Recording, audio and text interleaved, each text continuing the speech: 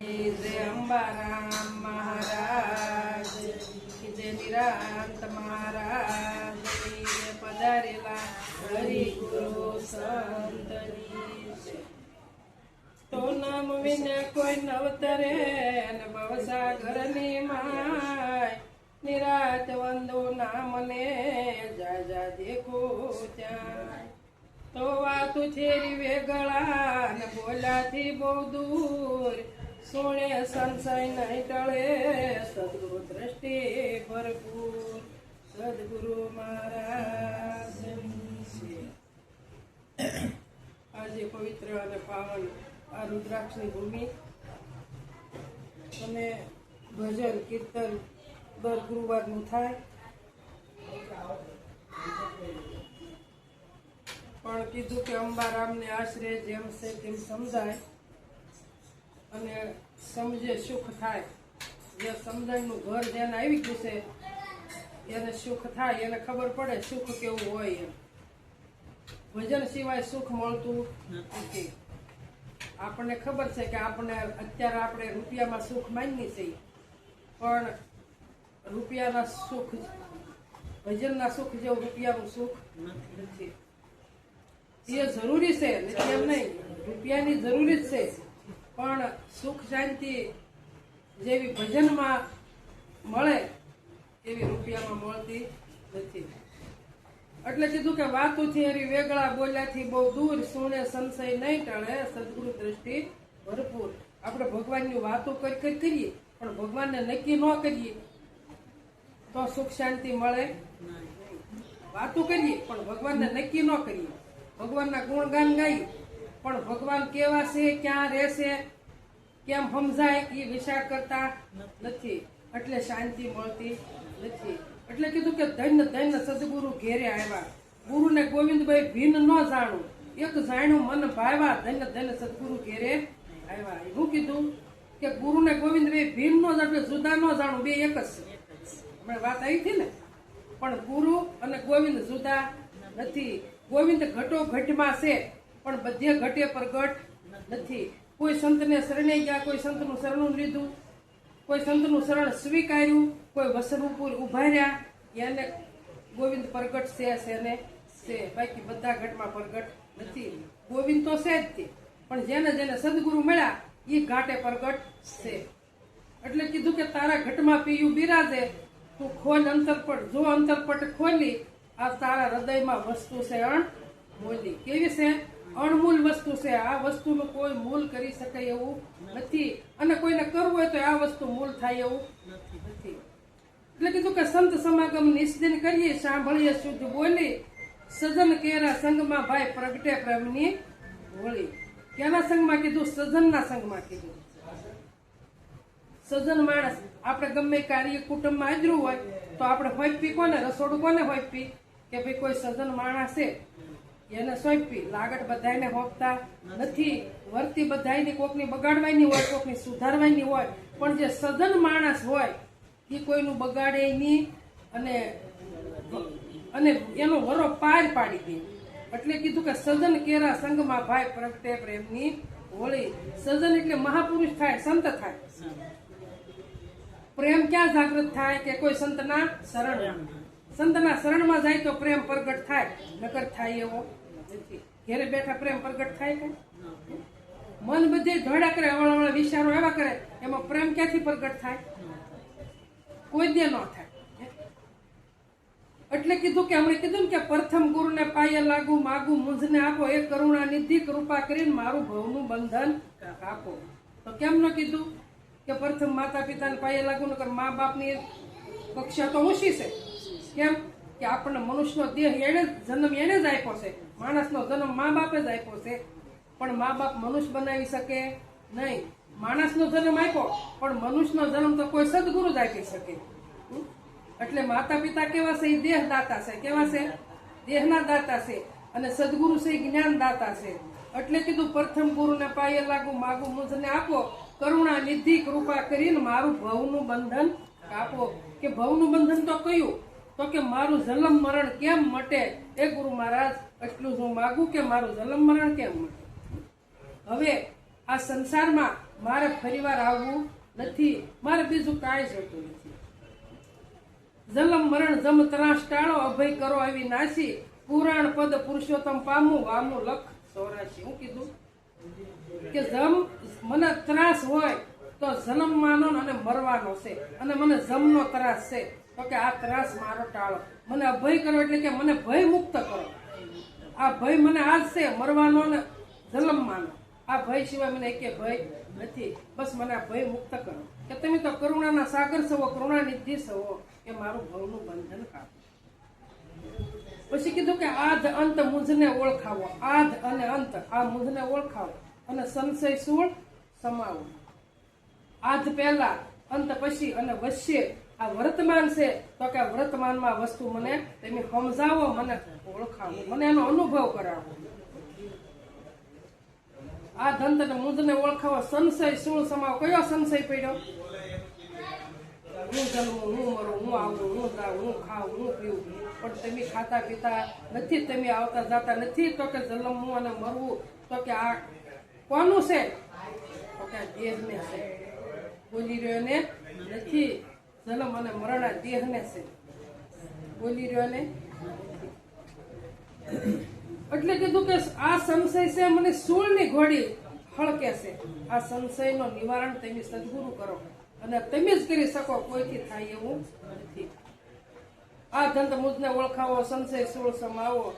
મરતી વેળાએ મન ક્યાં જઈ મળશે, આ થીરતા ઠામ ઠેરાવો. એ ગુરુ મહારાજ કે મારો દેહ જયારે છૂટી જાય, આમાંથી પ્રાણ નીકળી જાય, તો મરતી વેળાએ ક્યાં મન ક્યાં જઈ ઠરશે? તો મને તમને કોઈને ખબર નથી કે આ પ્રાણ છૂટે તારા મન ક્યાં જાય છે. પણ આ મન ક્યાં જાય છે? તો કે જેવું જેવું આપણું કર્મ હોય એવું આ મન ન્યા જાય છે. મન, બુદ્ધિ, ચિત્ત અને અહંકાર આ ચારનું અંતસ્કરણ છે. આમાંથી પ્રાણ જાય એટલે આ મુદ્દો શારેનો લઈને, અને જેવું આપણું કર્મ હોય એ શરીરમાં દાખલ થઈ જાય. એવું નથી કે મનુષ્ય શરીરમાં દાખલ થાય, એવું નથી. આ મુદ્દો તો હારે જાય જ છે. શારે શારનો એક જુદો પડતો નથી. મન, બુદ્ધિ, ચિત્ત અને અહંકાર જેવું આમાંથી પ્રાણ નીકળી જાય એવું આ ઉપડે. જેવું આપણું કર્મ હોય ત્યાં દાખલ થાય. બાકી સદગુરુ કે ભગવાન કોઈને સારો અવતાર ન આપે, અને કોઈને મોડો અવતાર નબળો આપે નહીં. જેવું જેવું આપણું કર્મ એ પ્રમાણે આપણને અવતાર મળે. નબળું કર્મ હોય તો આપણું અંતસ્કરણ ક્યાં જાય? પશુમાં જાય, પક્ષીમાં જાય, જીવજંતુમાં જાય. પણ જો આપણું કર્મ સારું હોય તો પાછો મનુષ્ય દેહમાં જાય. અને ભગવાન ગીતાજીમાં કીધું કે હે અર્જુન, હું કોઈને સારું ન આપું અને કોઈને નબળું આપું નહીં. હવના કર્મ પ્રમાણે હવ ભોગવે. પછી કીધું કે જીવતા જઈ પહોંચું તે પદને, સદગુરુ સહાય તમારી. હું કીધું જીવતા જઈ પહોંચું તે પદને, સદગુરુ સહાય તમારી. આ ભિન્ન સમયમાં ભાન ભૂલાશે, મતી નહીં પહોંચે મારી.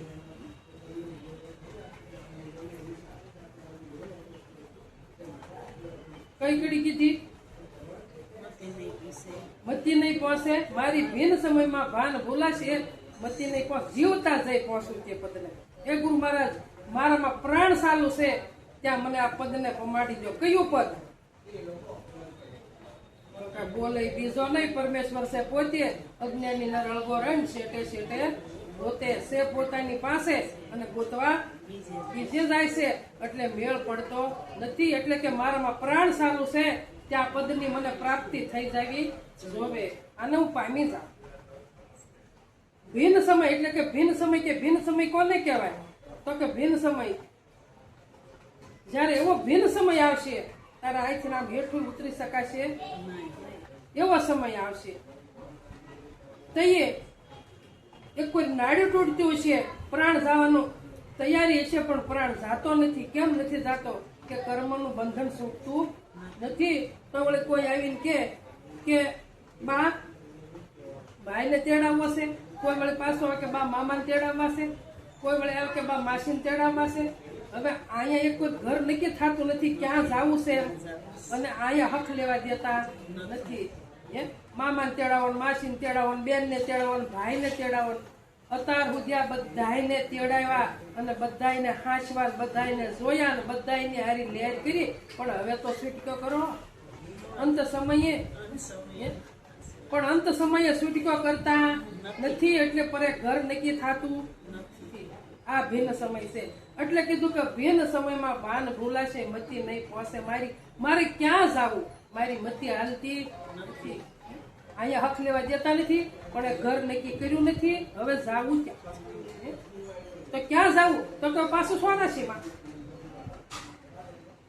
બીજે ક્યાંય જવાનું નથી. સોરાશી સિવાય કાંઈ બીજું નથી. તો કે સોરાશી કોને ઊભી કરી? તો કે સોરાશી આપણે જ ઊભી કરી, બીજું કોઈ ઊભું કરતા નથી. સોરાશી જાવું કે ન જાવું આપણા હાથની વાત છે કે બીજા કોઈની?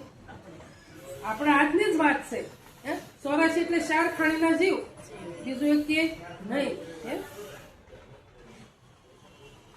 એટલે સોરાશીમાં ન જવું હોય તો અગાઉ ભજન કરી લેવું. ભજન કરવાનો એ જ સમય છે. અગાઉ ભજન કરી લેવું કે અંત સમયે એક રામનું નામ યાદ આવવું જોવે. અંત સમય આપણો અંત સમય બગડવો જોવે નહીં.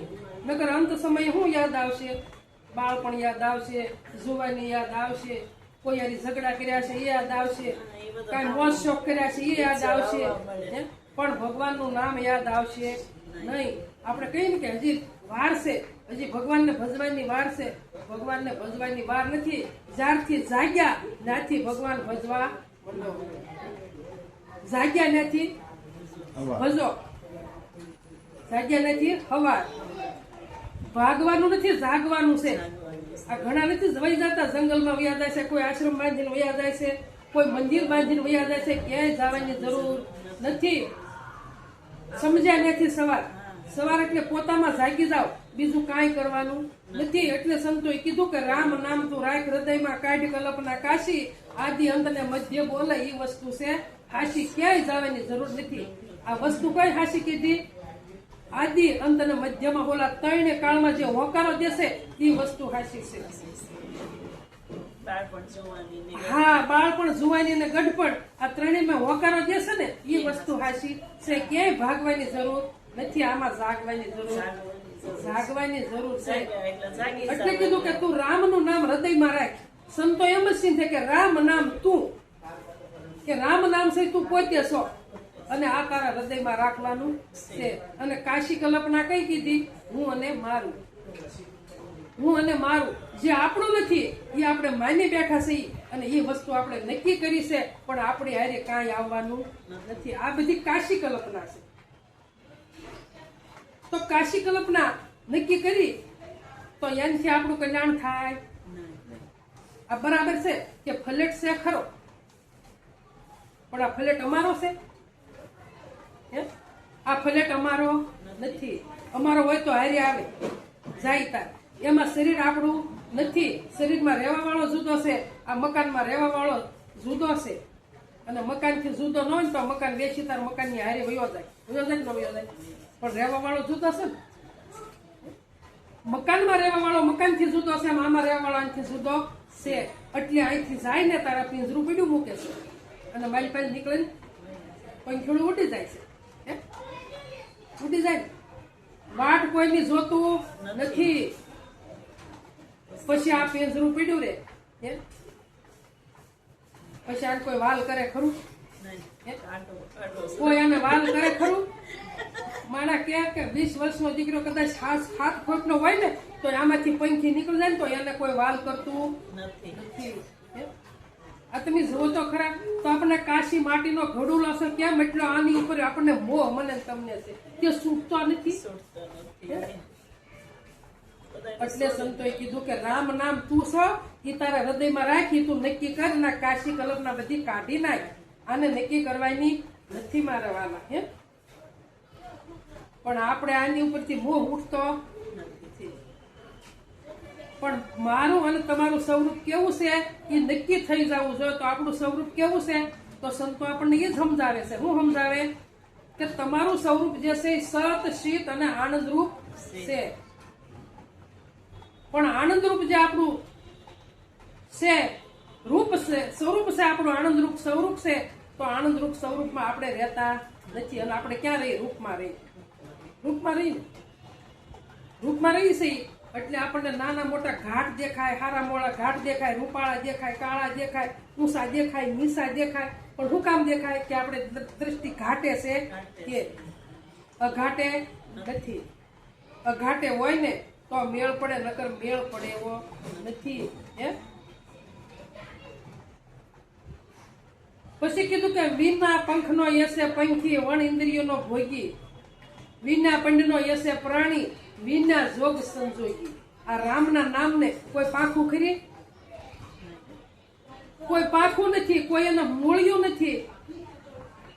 અને વિના જોગ સંજોગી. જો કેવો છે, કાંઈ નથી ને છતાં જોગમાં પણ નથી, યોગમાં છે. જોગમાં નથી, યોગમાં છે. વિના જોગ સંજોગી કીધું.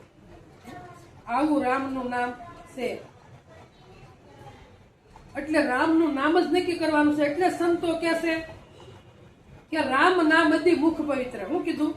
જો રામ નામ અતિ મુખ પવિત્ર. સબરીબાના મુખમાં શું હતું? રામનું નામ હતું. નકર સબરીબા ભીલની દીકરી હતા. તો એને હેઠા ભગવાને બોર કેમ ખાધા? આપણે એટલો વિચાર ન કરતા, એક જ પ્રશ્નનો વિચાર કરવાનો કે સબરીબા છે ભીલની દીકરી હતા, તો એના બોર ભગવાને હેઠા કેમ ખાધા? પણ સબરીબાનું મુખ પવિત્ર હતું. કેવું હતું?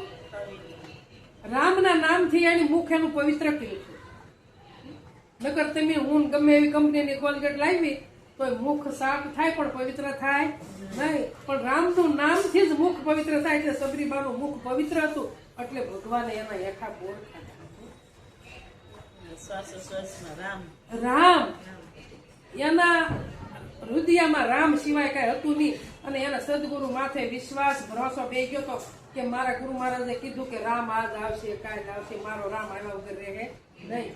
એટલે કીધું કારે આવશો મારે ઘેરે રામ, યુબી રે જો વાટ લડી, સબરી પ્રભુને મળવાની ઘણી આમ, યુબી રે જો વાટ લડી, અંગમાં જો બન આવ્યું ને લેવા મારા લગન, વિધના વાજિંત્રો વાગ્યા એ રાજી થયા કુટુંબી જન, યુબી રે જો વાટ લડી.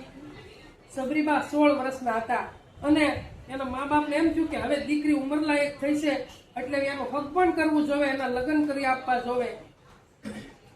એટલે આદિવાસી બધા ભેગા થયા અને વાત માંડ્યા કરવા કે હવે દીકરી ઉંમરલાયક થઈ તો એની હગાઈ કરવી, એના લગ્ન કરવા. તો પશુ કેટલા જોહે? એમ હું કીધું કેટલા પશુ જોહે? કે અવળી સબરીબાની જાન આવશે એટલું કુટુંબ, એટલા મહેમાનો હગાવાલા બધા આવે તો કે કેટલા પશુ જોહે? આ તો વાત સાંભળે જ બધી આદિવાસીઓ બધી સરસા કરે અને સબરીબાઈ આ વાત સાંભળે છે કે ઓહો મારા લગ્ન સારું થઈને આટલા બધા પશુને મારી નાખવાના, કેટલા પશુની હાણ થાય. તો કે આવું સુખ મારે જોતું નથી. હું કીધું આવું સુખ મારે ન જોઈએ.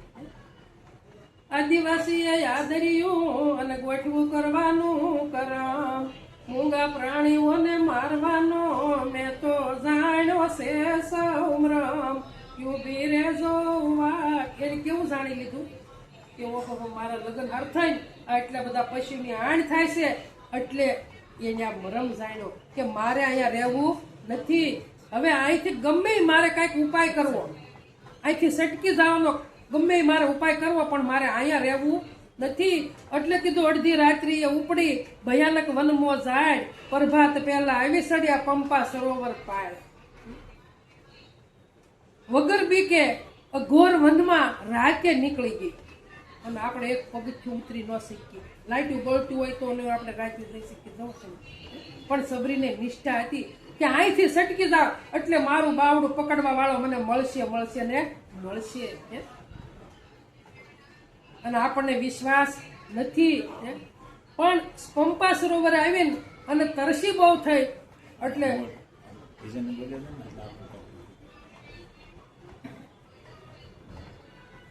અડધી રાત્રિએ યુ પડી અને ભયાનક વનની મોજાડ, પ્રભાત પહેલા આવી સડી પંપા સરોવરની પાળ, ઉભી રે જો વાટ લડી, સુંદર સરોવર દેખ્યું અને પાણી પીધું એક સોટ, કર્મ પાણી કાળું થયું સંતોઈ મેલી છે મારવા ડોટ, ઉભી રે જો વાટ લડી. હું કીધું બહુ તરસી થઈ એટલે પંપા સરોવરની અંદરથી એની 3-4 ખોબા પાણી પી લીધું. પણ સંતોને એવું થયું કે આ નિષ્કુળની સબરી છે, ભીલકુળની છે, એટલે એને આમેલી પાણી પીધું એટલે એના કર્મથી પાણી કાળું થયું. પણ એના કર્મથી પાણી કાળું થયું નહોતું. જ્યારે સીતા માતાને લઈને રાવણ પંપા સરોવર ઉપરથી નીકળ્યો અને પડસાયાથી પાણી કાળું થઈ ગયું હતું. પણ સંતોને એમ થયું કે સબરી માલપા પાણી પીધું એટલે પાણી કાળું થઈ ગયું. એટલે સંતોએ મારવા દોટ મૂકી. એટલે સબરી કેમ શું થયું કર્યું? ડરને મારે દોટ મૂકી અને ગઈ ગુરુ સરભંગ પાસ. રક્ષા કરો ગુરુજી મારા, સંતો આપે છે મને ત્રાસ. ઉભી રેજો વાટ લડી. ડરની મારી દોટ મૂકી અને ગઈ ગુરુ માતરંગ પાસ. એ ગુરુ મહારાજ મારી રક્ષા કરો, આ મને સંતો ત્રાસ આપે છે. સંતો ત્રાસ આપે નહીં, પણ સંતોને એવું લાગ્યું કે આ નિષ્કુળની છે એટલે એની પાણી પીધું તે પાણી કાળું થયું. એટલે સંતોએ એમ થયું કે આનથી જ પાણી બગડ્યું, નકર સંતો કોઈને ત્રાસ આપે નહીં. કીધું કે ગરમી બળી વનમાં આવી અને વનમાં લાગી લાય. પારબંધ નો ખેલ છે આ તો કોઈની આગળ નો કહેવાય. ઉભી રેજો વાટલ. એને કીધું કે હે ગુરુ મહારાજ, હું ઘરની બળેલી વનમાં આવી કે મારા લગ્નની માટે એટલા પશુની હાણ થતી હતી એટલે મેં ઘર છોડ્યું અને હું વનમાં આવી. ત્યાં મને ઋષિઓ ત્રાસ આપવા માંડ્યા, સંતો ત્રાસ આપે છે. એટલે કે આ તો મારા પારબંધનો ખેલ છે. આ કોની આગળ હું કહું? આ તો કોઈ સંતની આગળ કહેવાય, કોઈ ગુરુની આગળ કહેવાય, કોઈ ઋષિ મુનિની આગળ કહેવાય, બીજે ક્યાંય કહેવાતું નથી. કોણ તું ક્યાંથી આવી અને શું છે તારું નામ? કયા કુળમાં જન્મ છે, કયું છે તારું ગામ? ઉભી રેજો વાટ લડી. ભીલકુળમાં જન્મ છે અને સબરી મારું નામ. વનવગડાના વસનારા ગુરુજી નો હોય મારે ગામ. ઉભી રેજો વાટ લડી.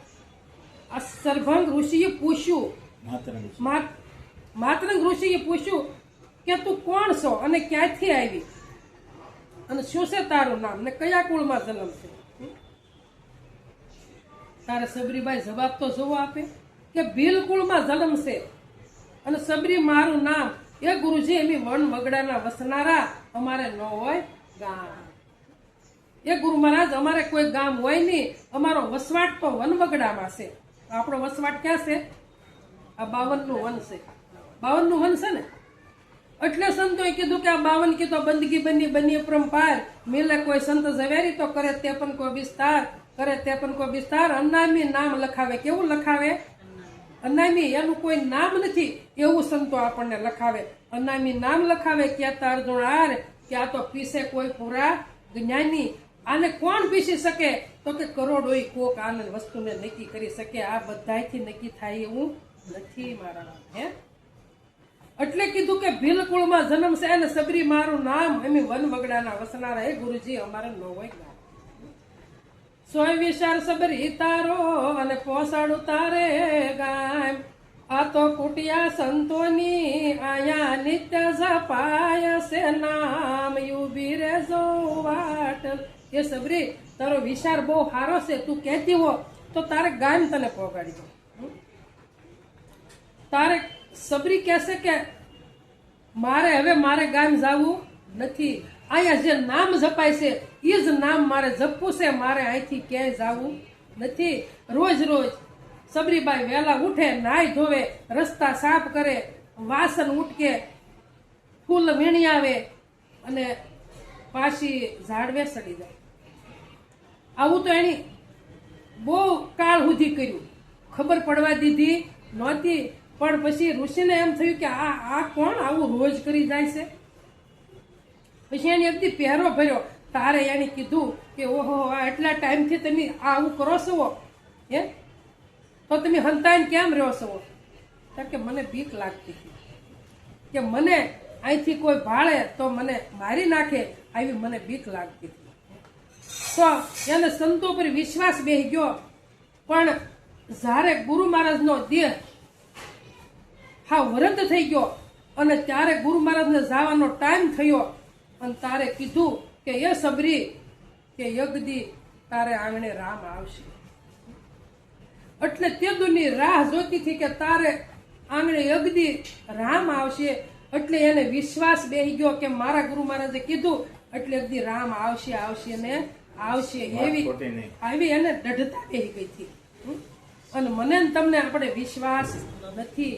સદગુરુ કર્યા છતાંય આપણે વિશ્વાસ ન હોય તો કાંઈ કામનું નથી મારાવાલા. હે એટલે કીધું કે ભક્ત બીજ પલટે નહીં, જુગ જાય અનંત, ઊંસ નીસ ઘરે અવતરે પણ આગળ સંતનો સંત. અત્યારે આ બીજ રોપેલું હોય અને કર્મ સારું હોય તો ગમે તારે પાછો આ રસ્તો મળે ને મળે. અધોગતિમાં જાતા નથી પણ આ રસ્તે ચડેલો હોય તો મળે, નકર મળતો નથી. આ આપણું આવું છે. અને મનુષ્યનો દેહ આપણને શું કામ મળ્યો છે તો કે એક રામનું નામ નક્કી કરવા માટે જ મળ્યો છે. એટલે સંતોએ કીધું કે ભજુ નામને અને તજુ રામને. શું કીધું? ભજુ નામને અને તજુ રામને.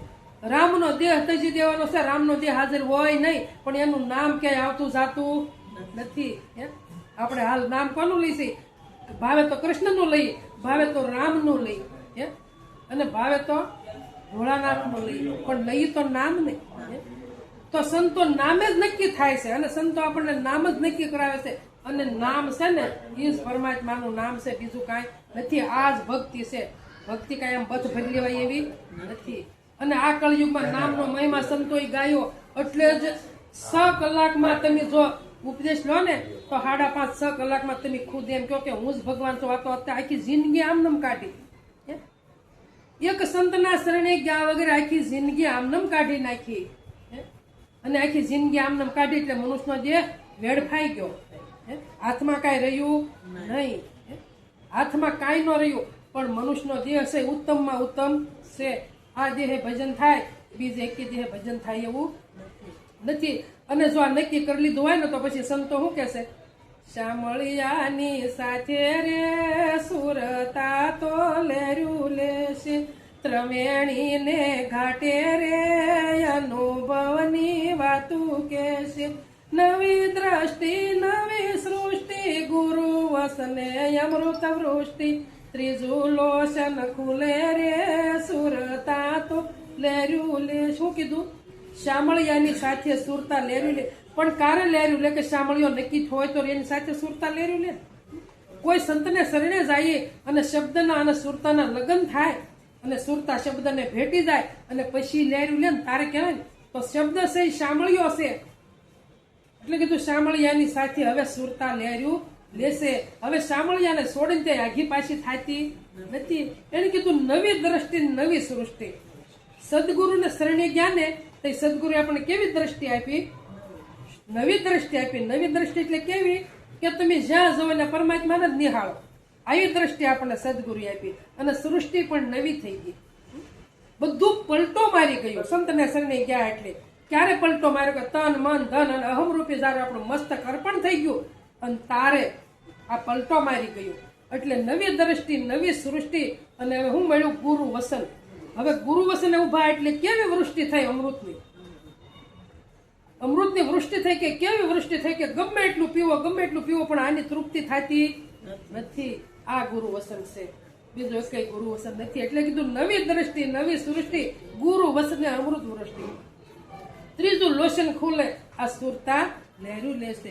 જેમ શિવ ભગવાન ત્રીજું લોશન ખુલે છે એમ મને તમને સદગુરુ ત્રીજું લોશન ખોલી દીધું છે.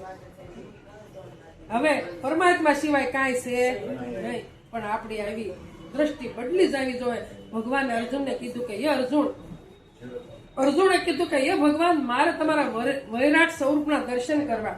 તો કે એ અર્જુન તું મારા વૈરાટ સ્વરૂપના દર્શન આ આંખે નહીં કરી શકે. હું કીધું સાંભળાની આંખે તને મારા વૈરાટના દર્શન થાય નહીં, પણ હું તને દિવ્ય સક્ષો આપું.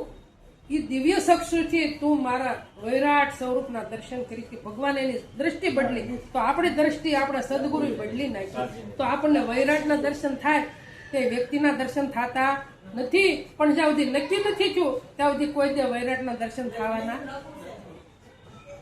આ તો એક બેઠો હોય તોય વૈરાટના દર્શન થાય ને 10 બેઠા હોય તોય વૈરાટના દર્શન થાય. વૈરાટ કોને કેવું? તો કે હજારો મસ્તક, હજારો જાંઘુ, હજારો હાથ, હજારો પગ, હજારો નેત્રો, આને વૈરાટ કહેવાય. બીજો કે વૈરાટ નથી. આપણે કહીએ ને વૈરાટના દર્શન. કોઈ આપણે મેળાવડામાં ગયા હોય તો હજારો સંતો હોય, હજારો ભક્તો હોય તો આપણને કવડા દર્શન થાય. તો દર્શનનો જ મહિમા મોટો છે, બીજો કે મહિમા મોટો નથી. એને કીધું પરથી આવે વાણી, થોથા પોથા ભરે પાણી, પ્રકાશ ઉભી વાટે રે સુરતા તો લેર્યું લે. પરથી આવે વાણી, પરા પસંતી મજમા અને વેખરી. તો વાણી ક્યાંથી ઉદ્ભવે? તો કે પરાથી. પછી પસંતી અને પછી અહીં ઘાટ ઘડાય અને ઘાટ ઘડાય બહાર આવતા વેખરી વાણી થઈ જાય છે. એટલે કીધું કે થોથા પોથા ભરે પાણી. સદગુરુના વસન આગળ આ બધા થોથા આપણા છે ને એ પાણી ભરે છે. શું છે? એક બ્રાહ્મણ હતા, કાશ્ય ભણવા ગયા. કાશી ભણીને આવતા હતા અને આખો એકો પુસ્તકોનો ભર્યો હતો, આ બધા ગ્રંથોનો. એટલે બાળકો રમતા હતા. એટલે બાળકોએ કીધું કે મહારાજ એ કે ક્યાં ગયા હતા? એ કે કાશી. એ કે કાશી એટલે હું? કાશી કોને કહેવાય? એ કે તમને સમજણ ન પડે. એ કે અમને સમજણ પડે મહારાજ, કયો ને કાશી કોને કહેતા? કે મને ખબર નથી. હવે આટલું બધું ભણ્યા કાશી જઈને તમને કહું, અને આખો એકો આ ભરીને આવ્યા ગ્રંથોનો, તો આ કાશી કાયા છે એવી એને ખબર પડી? સદગુરુ ન મળે એટલે ખબર પડે નહીં. એટલે એને કીધું કે એકો ભર્યો, એમાં આ પુસ્તકો કેટલા છે? એ કે કાંઈ ખબર નથી. ઓલા છોકરાએ ખોબો ભરીને વેળો આપી કે આલો ગણી જો. ઓલા મીંડા પોથામાં બધે જોવા માંડ્યા, આખો એકો ભરથામાં બધે પાના પુસ્તકોને ખોળી નાખ્યા, પણ આ ક્યાંય આવ્યું? શું ગણી દે? સદગુરુનો ઉપદેશ ન હોય અને હું તમને એમ કહું કે વર્ષાબેન આ કેટલા બેઠા ગણી દો, તો તમને ખબર ન હોય તો સદગુરુનો ઉપદેશ કામ ન હોય. સદગુરુનો ઉપદેશ હોય અને એ લાઈન આપણને પાકી હોય તો તમે વ્યક્તિ ગણી શકો. હવે કોઈ નથી, આપણે એટલા સેવી કેટલા છે તેમ ગણતરી કરો જઈ. હજી તમને ઉપદેશ નક્કી છો?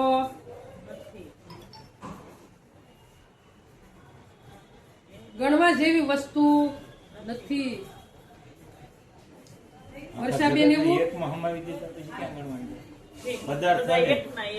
પદાર્થ થઈ ગયા. બધા પદાર્થ અનેક હોય પણ પદ એક હોય. તો આપણે ક્યાં ઉભું રહેવાનું હોય? પદ ઉપર ઉભું રહેવાનું હોય. ક્યાં?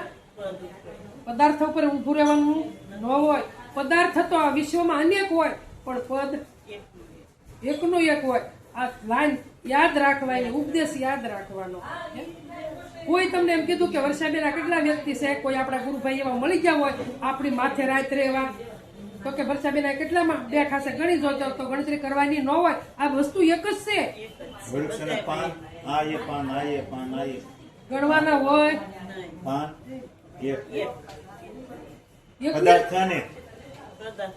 એટલે પદાર્થની ગણતરી થાય પણ પદની કોઈ જે થતી નથી. આ સદગુરુનો ઉપદેશ છે, આ સદગુરુનું વસન છે. એટલે જે આ વસને રહી ગયા ને એની ગાથાઓ ગવાય છે. રામ જેવા વસને રહી ગયા, કૃષ્ણ જેવા રહી ગયા. એટલે કીધું ને કે વસને વર્યા વિશ્વથી નાર્યા. વસનને કોણ વરી ગયું? નરસિંહ મહેતા વર્યા, મીરાબાઈ વર્યા, આ જલારામ બાપા વર્યા, આ બગદાણા વાળા બાપા વર્યા, ગીગા આપા વર્યા. આ બધા વસને વરી ગયા. હરિશ્ચંદ્ર જવો, જનક રાજા જવો, આની બધા વસન પાડ્યા. રામચંદ્ર ભગવાન જવો, કૃષ્ણ ભગવાન જવો, હા પણ એને બધા વસન પાડ્યા. એટલે કીધું વસને વર્યા વિશ્વથી ન્યારા. એવા વિશ્વમાં આવે નહીં. કેમ ન આવે? કે એને સદગુરુનું વસન નક્કી કર્યું. વસને વર્યા વિશ્વથી ન્યારા પૂંજાય થઈને દેવો. આ રામ કૃષ્ણ આપણે કોઈ જોયા? તો એને દેવ માન્ય છે ને આપણે, અને એની આરતી ઉતારી છે ને આપણે. મેન તમે જોયા નથી પણ નક્કી કરી લીધું ને આપણી બુદ્ધિ કે આવા ભગવાન હતા. નકર આપણે જોયા નથી તો આપણે એના ફોટાની રાત દિવસ આરતી ઉતારી છે ને. કોઈ સાપમાં છિતરી દીધા, કોઈ આકાર ઘડી દીધા, પણ આપણે આપણા મનથી માની લીધું ને કે ભગવાન આ છે. નકર મને ને તમને કોઈ જે દર્શન થયા નથી. હજારો વર્ષો હોય કે આપણને ક્યાંથી દર્શન થાય? પણ હાલ આપણે એના ફોટા પૂંજી, એનું સુગવું પૂંજી, એનું મૃત્યુ પૂંજી, એના આકાર પૂંજી સહીએ, પણ આપણે દર્શન કર્યા એટલે હું લેવા પૂંજી કે હું લેવા પૂંજાય છે? એની એવું સદગુરુનું વસન પાડ્યું, સદગુરુના વસને હાલ્યા એટલે પૂંજાય છે. તો મારે તમારે પૂંજાવું હોય તો શું કરવું પડે? તો કે વસન પાળવું પડે. જેમ એ વસન પાળીને ગયા એમ આપણે વસન પાળવું પડે. મીરાબાઈ બધું છોડી દીધું, રાજપાટ ક્યાંય મોહ નથી એનો લગાડ્યો એની ક્યાંય. બસ મારા કૃષ્ણ સિવાય કોઈ નથી. એમ એને નક્કી કરી લીધું હતું કે જ્યાં જોઈને મને મારા કૃષ્ણના દર્શન થાય. આ તો બધું દૃશ્ય છે, આને મારે શું કરવું? રાજપાટ બધું છોડી દીધું. આ મારે કાંઈ કામનું નથી. તો એ મનથી છોડ્યું હતું અને મારે તમારે મનથી જ છોડવાનું છે. મનથી જ છૂટું થઈ જવાનું છે. મનથી બંધાણા છીએ અને મનથી છૂટું થવાનું છે. મનથી છૂટા થવું ને તો જ મેળ પડશે. બાકી કોઈને કાંઈ દઈ દેવું નથી. પણ મન એક સમજી જાય અને બધા પદાર્થો પરથી મન આપણું ઉઠી જાય. મોહ હટે તો જ મોક્ષ, નકર મોક્ષ નહીં. સંતને શરણી ગયા છતાંય મોહ ઉભો રહે તો કામનું કાંઈ. એ બધું ભોગવવાનું છે, નથી ભોગવવાનું નહીં, પણ એની ઉપરથી મનને ઉઠાવી લેવાનું છે. તમારું કાંઈ નથી. એટલે કીધું મદદરીએ મોતી રહેશે, હંસ હોય તે ગોતી લેશે. ભૂખ દુઃખ જાય ભાગી રે, સુરતા તો લેર્યું લેશે. આગળ નીકળી કીધું ને કે ત્રિપુટીની વાત કરી ને આગળની કડીમાં, તો ત્રિપુટી તો બધે છે. જો ઝાડ ઉભામાં ત્રિપુટી છે, પછી પશુમાં ત્રિપુટી છે, પછી પક્ષી પાંખું વાળા છે એમાંય ત્રિપુટી છે, અને જીવ જંતુ જળ થર ચળ બધે જ્યાં જીવ જંતુ બધે છે, જળમાં થળમાં પાણીમાં બધે, એમાં બધે ત્રિપુટી છે. અને મનુષ્યમાં પણ ત્રિપુટી છે. તો ભગવાન ક્યાં નક્કી થાય? કઈ ત્રિપુટીમાં ભગવાન નક્કી થાય? ભગવાનને કઈ ત્રિપુટીમાં ભજાય? આ મનુષ્ય દેહ જ આ ત્રિપુટી છે ને. ત્રિપુટી બધે છે, પણ મનુષ્ય દેહ જ ભગવાનની પ્રાપ્તિ થાય. બાકી ત્રિપુટી તો બધે છે, પણ એકે દેહ થતી નથી. આ મનુષ્ય દેહ જ એક ત્રિપુટી તૂટે અને પરમાત્મા નક્કી થાય, બીજા એકે દેહ નક્કી થાય એવું નથી. તો આપણને આવો મનુષ્યનો દેહ મળ્યો છે, ખોટ ખાપણ વગરનો. જવો માણસોને જલમતા ઘણાને એક આંખ ન હોય, ઘણાને એક હાથ ન હોય, આહમનું મુખ જ હોય, ખાલી આ નસકોરા જ હોય. આવાય આપણે જોઈ છીએ. જુઓ જન્મતાની વેળાએ હે, તો આપણને તો કેટલું તમને કહું, કોઈ ખોટ ખાપણ વગરનો કેવો મનુષ્યનો દેહ આપણને આપ્યો છે. તો આ વેડફી નાખી તો કામનું શું? એટલે મનુષ્યને દેહ જાગી જવાનું છે. અને ભજન મનુષ્યને દેહ થાય, એક દેહ થતું નથી. પણ ભજન કરવાનું છે, સમજીને કરવાનું છે. તમારે મારે જો સમજીને ભજન કરવું હોય તો કોઈ સંતને શરણું નક્કી કરવું પડે. બાકી આખી જિંદગી ભક્તિ, પૂજા, આરતી બધું કરા કરજો, પણ જ્યાં સુધી મન તમારું મારું સ્થિર નહીં થાય ત્યાં સુધી કાંઈ કામનું નથી. એટલે મનને સમજાવવાનું છે. અને સંતો એ કે મન સમજાવે તે નર મોટા, સ્થિરતા પદમાં ઠર્યા. કદાચ 5 રાડાની ઝૂંપડી બાંધીને કદાચ કોઈ મહાપુરુષ રહેતો હોય ને, પણ એનું મન સમજી ગયેલું હોય ને, તો એની આગળ કરોડપતિ પાણી ભરે. શું લેવા કે એનું મન સમજી ગયું? કરોડપતિનું મન સમજ્યું નથી, રાત દિવસ દોડ કરે છે, પણ આની ભજનમાં એનું મન સમજાઈ દીધું. ભલે એક કુટીમાં રહેતો હોય તોય. એટલે સદગુરુનો મહિમા તે મોટો કીધો. ગુણ ગાવા તો ગુરુ ગોવિંદના, બીજું સૌ પર હરવું. દર્શન કરવું તો ગુરુદેવનું, ગુરુથી સૌને તરવું. સદગુરુ જ્યાં સુધી ન મળે ત્યાં સુધી તરવાનો રસ્તો મળતો નથી.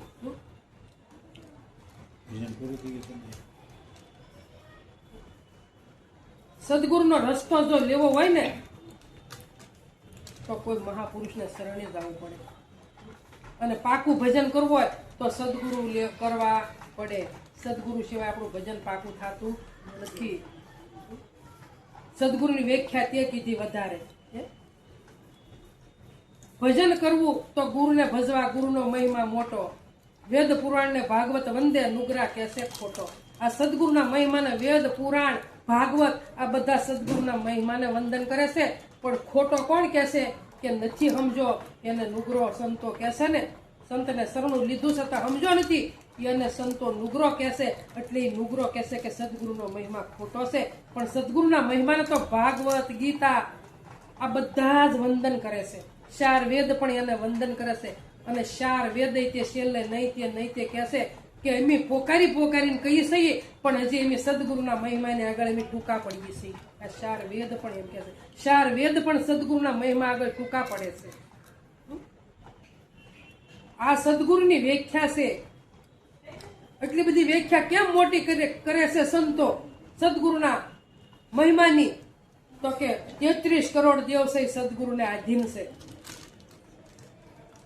હવે તમને ગુરુનો મહિમા મળ્યો છે, તમે ગુરુનો મહિમા મૂકીને અને પછી બધે ભજવા બીજાને ભજવા માંડો તો એ દેવ તો એની અંદર આવી ગયા છે. ગુરુની મહિમા આગળ મહિમાની અંદર 33 કરોડ દેવ આવ્યા છે.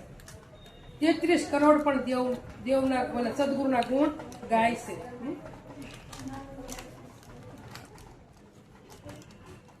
સદગુરુનો મહિમા જેવો તેવો નથી, બહુ મોટો છે.